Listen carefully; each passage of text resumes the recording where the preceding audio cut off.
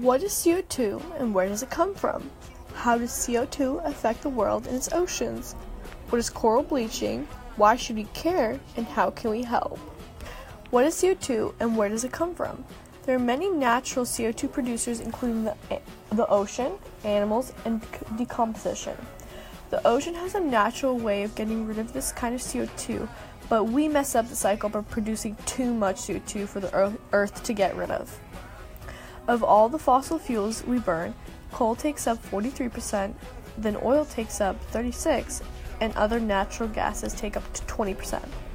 Deforestation is only responsible for 9% of our total emissions, and manufacturing only takes up 4%. How does CO2 affect the world and its oceans?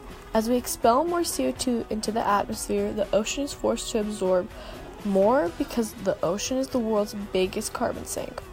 CO2 reacts with seawater to create carbonic acid, which increases the water's pH, and even a slight change in pH can throw off an entire food chain, especially coral. Global warming is a real present danger. Solar radiation, or sunshine, heats up the Earth and produces infrared radiation. CO2 absorbs infrared radiation and prevents it from going back into space. This heats up the Earth's surface. Coral bleaching is when coral is stressed by changes in condition and in result turns white. Temperature, light, or nutrient changes may be the causes of what lead to coral stress. When it stresses, it releases symbiotic algae called zooxanthellae.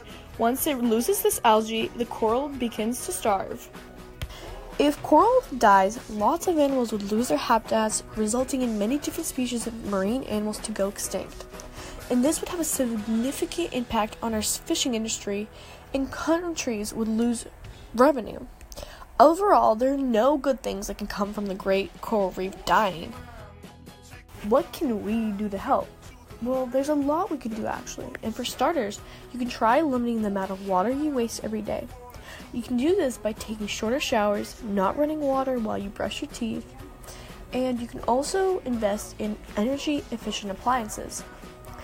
If you can, power your house with renewable energy like solar energy, and if you decide to buy a car, buy a fuel-efficient car, and you can save up to $80 million in gas and cut down on your fuel emissions by half.